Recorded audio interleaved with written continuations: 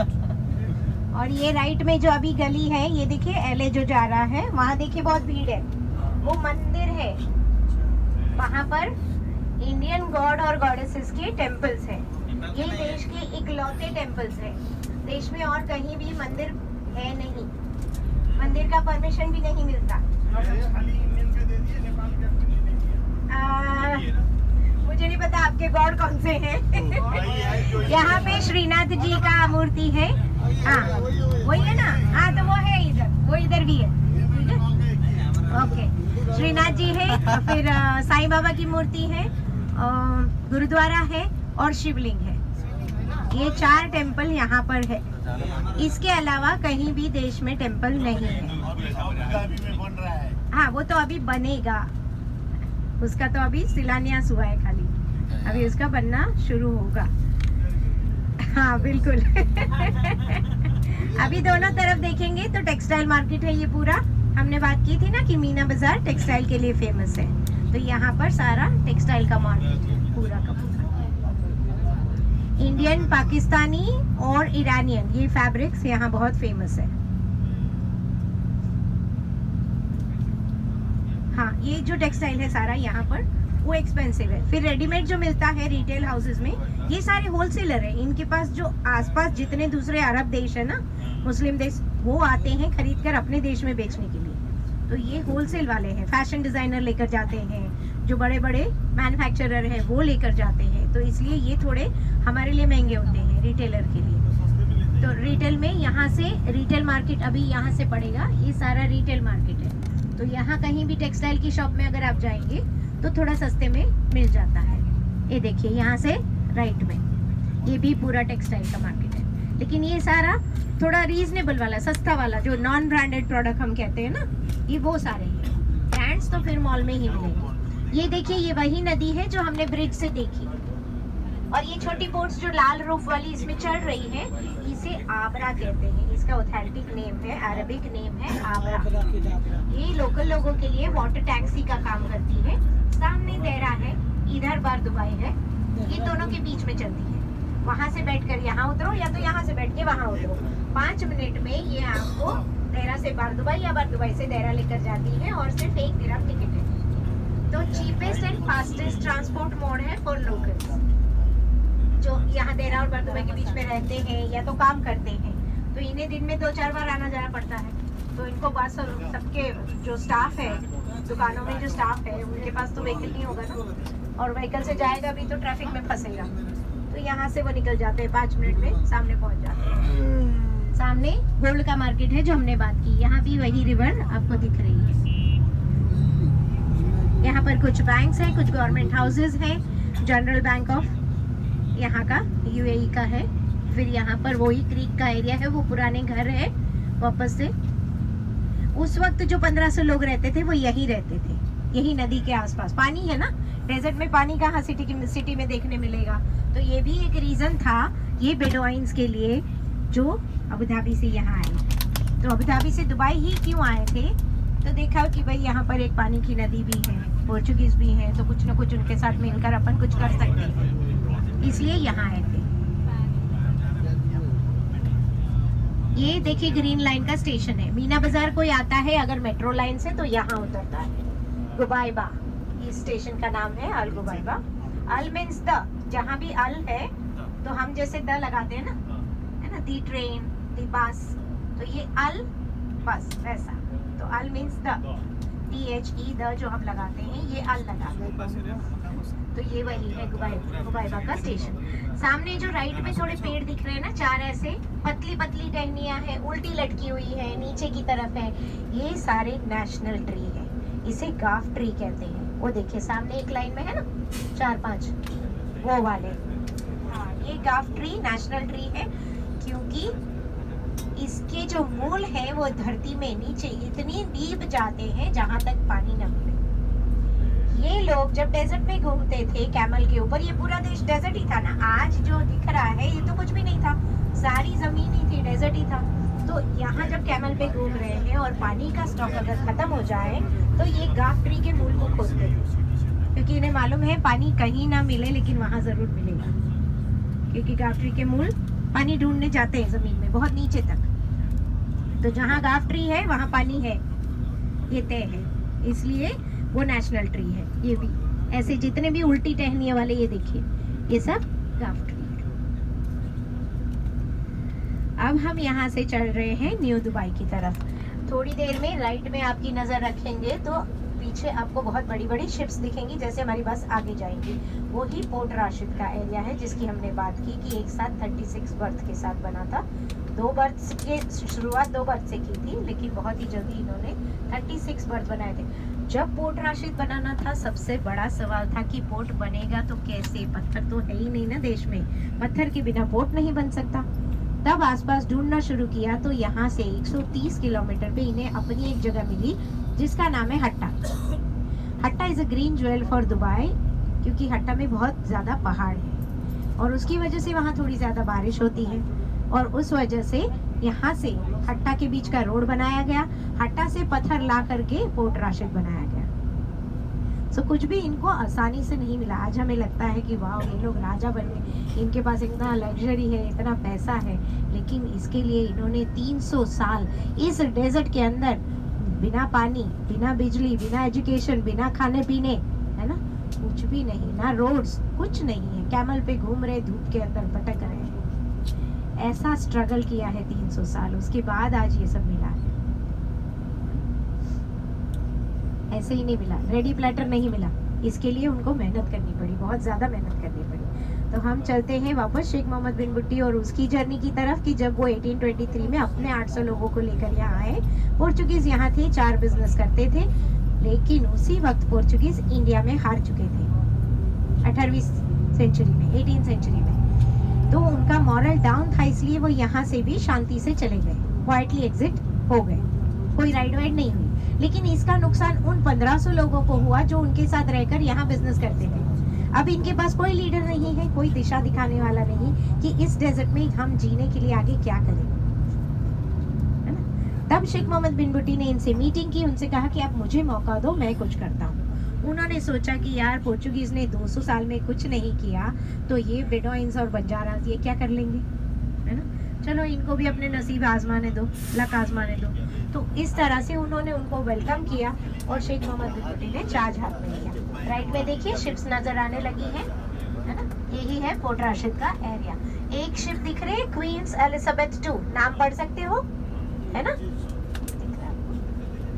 ये यूके ने डिस्कार्ड की, तब दुबई गवर्नमेंट की ही कंस्ट्रक्शन और डेवलपर कंपनी है नखील, जिसने पाम आइलैंड बनाया, जो दुनिया का पहला इकलौता और सबसे बड़ा मैनमेड आइलैंड है। उसने इसे खरीद लिया। अब इसमें 13 रेस्टोरेंट खुल चुके हैं और भी बहुत सारे रेस्टोरेंट्स और होटल्स खुल रहे हैं, और बहुत ही जल्दी ये दुनिया का सबसे पहला फ्लोटिंग होटल बनने वाला है। Queens Elizabeth 2। वापस चलते हैं। शेख मोहम्मद बिन बुट्टी ने चार्ज हाथ में ले लिया है, लेकिन चूंकि ये भी बेडोइंस है यानी बंजारास है, पैसे तो इनके पास भी नहीं है, कैसे आगे बढ़ेंगे। अपने 800 लोगों को संभालेंगे या नए 1500 की जिम्मेदारी लेंगे। तो किसी न किसी तरह से जीना तो है, सरवाइव तो करना है। सो अगले 100 साल इन्हीं 4 बिजनेस पर उनको भी बिताने पड़े। आप फोटो ले लीजिए।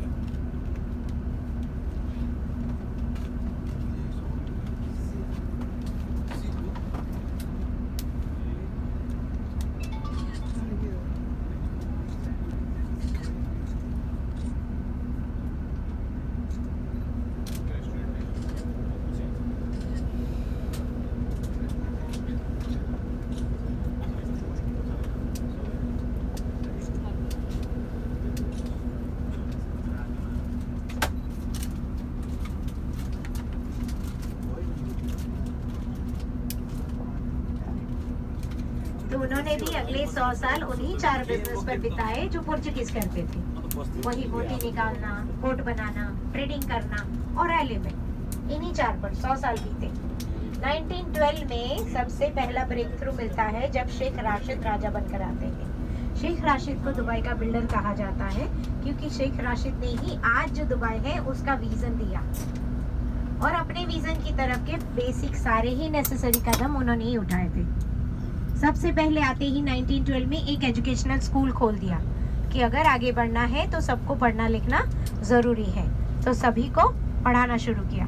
उसके बाद 1958 में एक अहम कदम उठाया, यूके में एक अनऑफिशियल विजिट की, क्वींस एलिजाबेथ से मीटिंग की और सपोर्ट मांगा। वहाँ से वापस आते ही 1960 में दुबई एयरपोर्ट शुरू हुआ, जहाँ आप उतरे थे। Dubai airport started in 1960।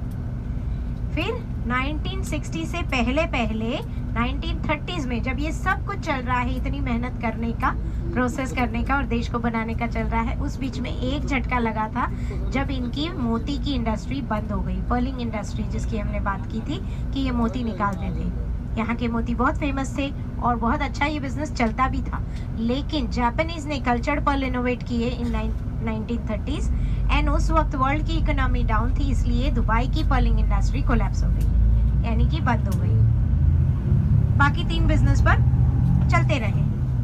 1958 queen's Elizabeth से मीटिंग और उसके बाद प्रोग्रेस शुरू। देखिए पूरी शिप दिख रही है, क्वींस एलिजाबेथ 2।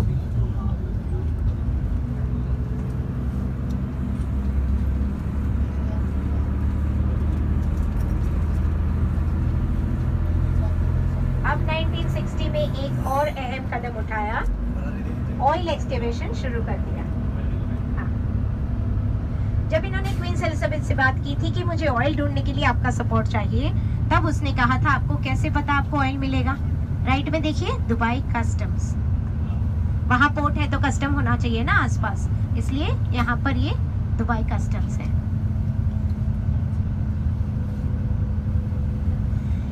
तो क्वींस एलिजाबेथ ने कहा कि अगर आपको ऑयल नहीं मिला तो ये बहुत बड़ा खर्चा है, मेरा पैसा कहाँ से लौटाओगे अगर ऑयल नहीं मिला तो उसने कहा कि हमारे आसपास बहुत सारे गल्फ कंट्री है और सबके पास ऑयल है, सब डेजर्ट है, तो हमें भी मिल सकता है, बस हमें कोशिश करनी है, आप सपोर्ट करो। उसने कहा चलो ठीक है, कर लो कोशिश।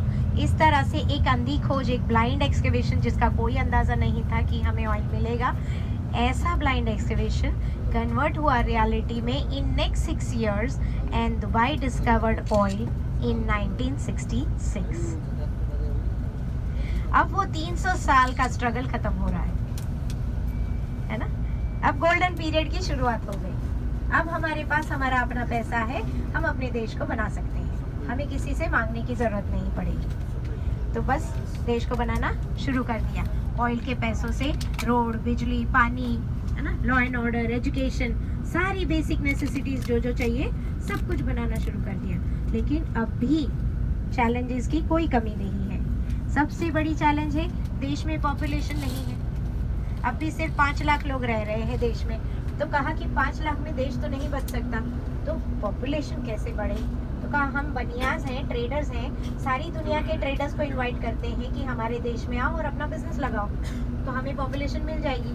ट्रेडर्स ने कहा हम क्यों आएंगे भाई डेजर्ट में मरने के लिए, हाँ। तो कहा चलो टैक्स मत देना, 30% टैक्स, कोई भी आ जाएगा। तो लोगों ने सोचा चलो भाई ये फायदे की डील है, चलते हैं। ट्रेडर्स ने आना शुरू कर दिया। कुछ ही महीनों में एक अनाउंसमेंट सुनने के बाद ट्रेडर्स के आने पर रोक लग गई। कहा कि अगर आपको यहाँ बिजनेस करना है तो लोकल पार्टनर इज मस्ट, हमारे लोकल को शेयर देना पड़ेगा। वो इन्वेस्ट भी नहीं करेगा, वो काम भी नहीं करेगा, तब भी देना होगा। तो बहुत सारे ट्रेडर्स जो आने वाले थे नहीं आए, जो आए थे उसमें से बहुत सारे वापस चले गए, जो बचे हैं जाने की तैयारी में हैं, तो उनको रोका, उनसे मीटिंग की कि रुक जाओ भाई, क्यों जा रहे हो, ये पोर्ट राशिद का रास्ता है और क्वींस एलिजाबेथ के जो रेस्टोरेंट्स हैं उसमें भी आप यहाँ से जा सकते हो। राइट में 2 फोटोज आपने देखी, ये दुबई और अबू धाबी दोनों के किंग हैं, और यही है वो ड्राई डॉक्स जिसकी हमने बात की, मिडिल ईस्ट का सबसे बड़ा शिप रिपेयरिंग का पोर्ट। राइट में अब यहाँ से न्यू दुबई शुरू हो गया है। इस रोड का नाम है जुमेरा, ये पूरा एरिया का नाम है जुमेरा, प्लस ये जुमेरा रोड भी है। तो हम यहाँ पर इस रोड पर राइट साइड में 14 किलोमीटर लंबा कोस्ट लाइन को फॉलो करेंगे। राइट साइड में 14 किलोमीटर लंबा दरिया है, हम इसी रोड पर चलते जाएंगे, इसी कोस्ट लाइन को फॉलो करेंगे। इस रोड की एक और खासियत है कि इस रोड पर कोई भी हाई राइज टावर नहीं है। जिसके लिए दुबई फेमस है अपनी स्काई लाइन के लिए, लेकिन यहाँ नहीं है। इस रोड पर कोई भी हाई राइज टावर नहीं है, सिर्फ विला है, सारे के सारे विलास हैं। और एक खासियत, जुमेरा बहुत बड़ा है, जुमेरा 1, 2 एंड 3, लेकिन कहीं भी दुनिया का कोई भी इंसान प्रॉपर्टी नहीं खरीद सकता। यस, यहाँ पर हम और आप, कोई भी दुनिया का इंसान प्रॉपर्टी नहीं खरीद सकता। सिर्फ लीज पर ले सकते हैं हम, 99 इयर्स की लीज पर मैक्सिमम मिलेगी। यस, सिर्फ लोकल खरीद सकते हैं, यानी वो खरीदेंगे और हमें रेंट पे देंगे, तो रेंट की इनकम मिलेगी ना उनको। लोकल को भी कुछ तो करना पड़ेगा ना, ताकि कोई ऑपोजिशन ना खड़ा हो जाए कल। अभी राइट में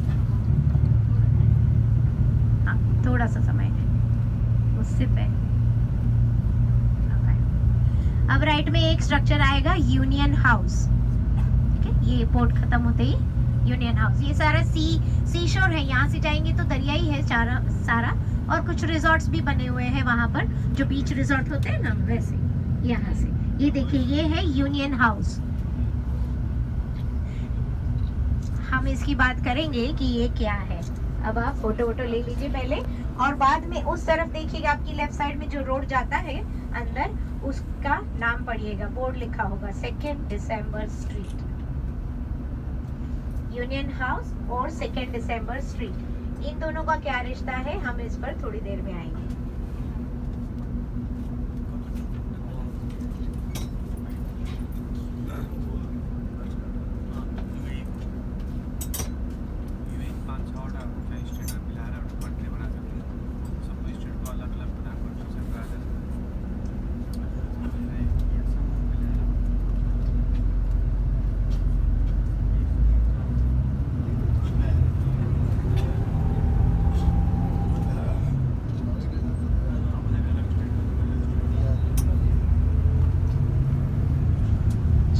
अब बात करते हैं वापस से उन ट्रेडर्स की जिनके साथ में डील चल रही है कि भाई हम जा रहे हैं, हमें नहीं रहना यहाँ पर, क्योंकि एक तो आपके पास बायर नहीं है, 5 लाख लोग रह रहे हैं, उसमें मैं 50 लाख का इन्वेस्टमेंट करूँ, फिर आपके लोकल को पार्टनरशिप भी दूँ, तो ये तो कोई डील नहीं हुई ना।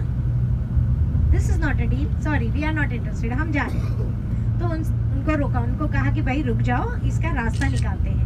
तो ट्रेडर्स ने कहा एक ही कंडीशन पे हम रुक सकते हैं, अगर आप हमें बायर्स देते हो तो कहा जब हम देश को बनाने के लिए इतना कुछ कर रहे हैं तो ये भी करेंगे, है ना। चलिए बताइए, सजेस्ट कीजिए कि बायर्स कैसे आएंगे। तो किसी ने सजेस्ट किया टूरिज्म शुरू कर दो तो बायर्स मिलेंगे। तो कहा चलो ठीक है, टूरिज्म शुरू कर देते हैं। लेकिन टूरिस्ट क्यों आएंगे, है ना, डेजर्ट है ना। जैसे हमने दूसरे देशों में जाते हैं तो सोचते हैं ना वहाँ की हिस्ट्री, नेचुरल ब्यूटी, ये सब देखेंगे, हिस्टोरिकल मॉन्यूमेंट्स देखेंगे, लेकिन यहाँ तो ऐसा कुछ है ही नहीं। ना फॉरेस्ट है, ना वैलीज है, ना माउंटेन है, ना एनिमल है, ना हिस्ट्री है, ना हिस्टोरिकल मॉन्यूमेंट्स है। ताजमहल तो है नहीं कि लोग चले जाएंगे देखने के लिए, क्या देखने जाएंगे। तो यहाँ रोल आता है Burj Khalifa, Burj Al Arab, Palm Island या अटलांटिस जैसी आइकॉनिक प्रॉपर्टीज का। Beyond a common man's imagination and larger than life. अगर हम कुछ बनाएंगे तो दुनिया अट्रैक्ट होगी और उसे देखने आएगी, वरना कौन आएगा डेजर्ट में मरने के लिए, है ना। तो इसी तरह टूरिज्म को जिंदा रखने के लिए दुबई को ऐसे प्रोजेक्ट्स, यूनिक प्रोजेक्ट्स हर साल बनाने पड़ते हैं, टूरिज्म को चलाने के लिए और उसे आगे बढ़ाने के लिए।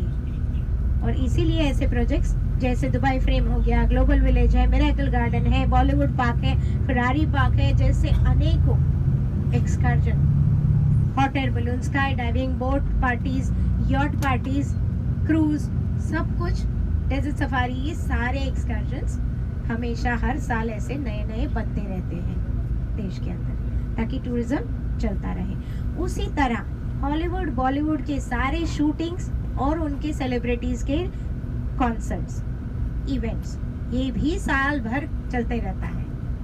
पूरे साल ये सारे इवेंट्स चलते रहते हैं, शूटिंग्स चलते रहते हैं देश में, ताकि उसके रिलेटेड लोग हमारे देश में आते जाते रहें और हमारा देश बिजी रहे। उसी तरह से सारे स्पोर्ट्स, हॉर्स रेस हो, बाइक रेस हो, कैमल रेस हो, बाइसिकल रेस हो, मैराथन हो, बोट रेस हो, जैसे अनेकों, पोलो हो गया, क्रिकेट मैच हो गया, सारे फुटबॉल, वॉलीबॉल, सारी चीज़ें, सारे स्पोर्ट्स पूरा साल देश में ऑर्गेनाइज होते रहते हैं, ताकि उसके रिलेटेड लोग आएंगे, ताकि हमारा देश चलता रहेगा और बिजी रहेगा, क्योंकि इसी तरह दुबई को चलना है। करंट पॉपुलेशन है 2.7 मिलियन ओनली, यानी करीब 27 लाख।